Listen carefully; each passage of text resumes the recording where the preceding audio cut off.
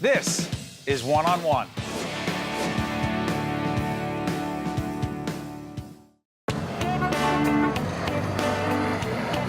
Hi, Bitsy. Hi, Michael.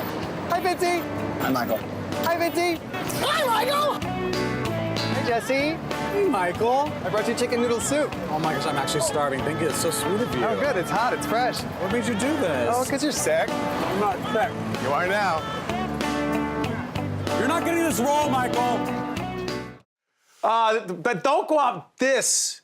See this? This guy right here? Not this guy. This guy. This is Michael Urie, actor, director. Right now he's in the government inspector at the Red Bull Theater over on 42nd Street. But we saw right there, that was from? That's from the Drama Desk Awards, which I hosted last year and I'm hosting again this year. Tell everyone what the Drama Desk Awards are, because that was funny. Thank you. The Drama Desk Awards are one of the New York Theater's awards ceremonies every year. You know, of course, there's the Tonys that are the big mama. Is that a big deal? Yeah, the Tonys are. I'm joking. Pretty big deal. Yeah. There's also the Lucille Lortel's, which is strictly off-Broadway. The Outer Critics Circle, which sort of encompasses a lot. The Drama Desk is Broadway, off-Broadway, and off-Broadway. It goes all the way off-Broadway. And so you'll have shows that performed in a basement up against shows that are performing at the St. James Theater. Now hosting it. You were just telling me before we got on the air. Yeah. It's not just memorizing lines or reading some teleprompter. It is much more than that. Go ahead. You gotta go with what happens in the audience. You know, it's an audience full. It's streamed live on theatermania.com, but the audience, the people in the room at Town Hall, are basically all show people. So I have to put on a show for show people. And I'm not going to be better than them. You know, that's what they do. They make shows. Are they tough critics?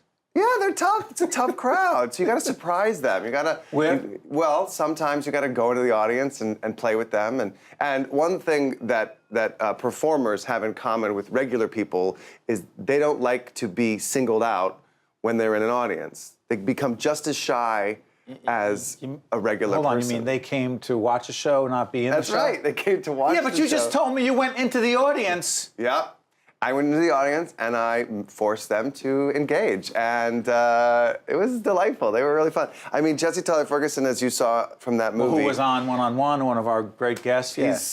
He told us about you. I bet he did. No, I bet he spent his entire interview talking about me. The way I'm now talking about. We don't lie on PBS, but go ahead. He and I have gone back years and years, and we have a very, very friendly rivalry, as you saw. Yes. He was actually last year, nominated for Best Solo Performance for Fully Committed, which was on Broadway, which he won. Which I won a few years before for a show called Buyer and Seller, which I think is how... Was that a one-man? It was a one-man show. Yeah. And pretty sure that's what made them hire me to host the Drama Desk Awards. So the sort of running gag that Jesse and I have is that I am like the sort of poor man's him. Poor man's him. But really? Yeah, a little bit. You know, because he's on TV and he was on Broadway, and my show was off Broadway. But what's great is that we're friends and we get along. And actually, the show I did off Broadway that won me a Drama Desk Award was written for him. And when my mother came to see, and he never did it because he's on TV, and my TV show was canceled. Is that true? Yeah. Basically, yeah. What TV show? Well, at Ugly the time, Betty? Ugly Betty, but at the time it was another show called Partners. It got canceled, and so I got the gig in Buyer and Seller, which is really good. Ended up being extremely good for me, obviously. Here I am. You're talking about all these different things, but what about the government inspector? Okay, the government inspector. I'm in rehearsal now. We'll be running from May 16th till June 24th. And it is a very funny Russian comedy at the, with the Red Bull Theater at the Duke on 42nd Street. Oh, okay. The Duke Theater, that's the name of the venue itself. But the Red Bull Theater, they specialize in the classics. And this is a very funny Russian comedy from the 19th century by Gogol that's got that's been adapted by Jeffrey Hatcher to sort of please a modern ear. The premise? The premise is about a local government of idiots who are being visited by an incognito government inspector from the Capitol. and they think it's me. I am just another idiot passing through. But they think it's me, so they wine and dine me and give me all the secrets of the town. Meanwhile, I just think they're wining and dining me and giving me all the secrets of the town. I don't realize that they think I'm the government inspector. So it's a really interesting comedy about government and Russia, and Hey. surprisingly topical. Are you political? A little bit. I didn't used to be, but suddenly I feel very engaged these days. That's interesting. Yeah. Growing up where? I grew up in Texas. When did you know and where did you get the feel for, hey, I want to... The bug? Yeah. You know, when I was in high school, we did a production of Fiddler on the Roof. It was my freshman year, and I really thought I wanted to be a director. And I have since become a director, but I'm mostly an actor. And at the time, I was not interested in being an actor. But we were doing Fiddler on the Roof, and we didn't have enough boys. And so I was forced to be in the show, as well as the assistant director. And that kind of was it. I kind of got the bug then and there on stage in Fiddler on the Roof. I was the guy who came in and trashed the wedding. Usually that's many guys. In this production, it was just me. Where does Juilliard come in? So then I went to a community college. I didn't have great grades in high school. Hold on, we don't have a lot of time.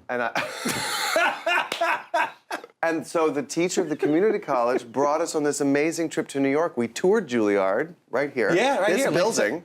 And he said, you have to audition for this place. Because they knew you had something. Well, he saw something in me. This guy, wonderful, Did wonderful you see teacher. something in you? Sorry for interrupting. I didn't have that much confidence at the time. I knew when I was on stage it was working, but I didn't know that there was going to be a career for me. Really? No, I didn't. You know, it's not an easy business. I can't imagine. But you needed someone else to say, I did. You have something. I did, and I think a lot of people do. I mean, and since then, there have been a few people in my life who I've seen something in and encouraged to audition for Juilliard or to make it, and to really try to make it in show business. And I've been right a few times, and I think that's important to pay it forward a little bit. And I hope that I hope that people who need that get that, and people who see it give it. You're sensitive to the challenges of others trying to break into this business, aren't you? I am. Well, it's not an easy business, and I know that I've been lucky. I was lucky that Ugly Betty happened to me early in my career out of school, because I had a really nice, wonderful success with wonderful people. Was Vanessa Williams good to you? Amazing, amazing. And if it weren't for her, I probably wouldn't have even been on the show. And she was supposed to have a different, I was her assistant on Yes, Ugly I Betty. know. She was supposed to have a different assistant every week. But we got along so well, and she liked me so much, and she encouraged me to do the things I was sort of trying. She's like, that's funny, you should do that and do it over here, and you'll be in the shot.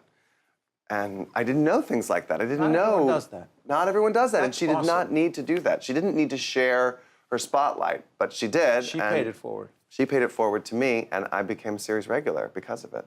I love that. Yeah. Piece of advice before I let you go. Oh. Piece of advice for those who say, I want to be in this business. My piece of advice is say yes to everything. And when things are working, embrace that. And if you have an idea of yourself that nobody else seems to have, let it go.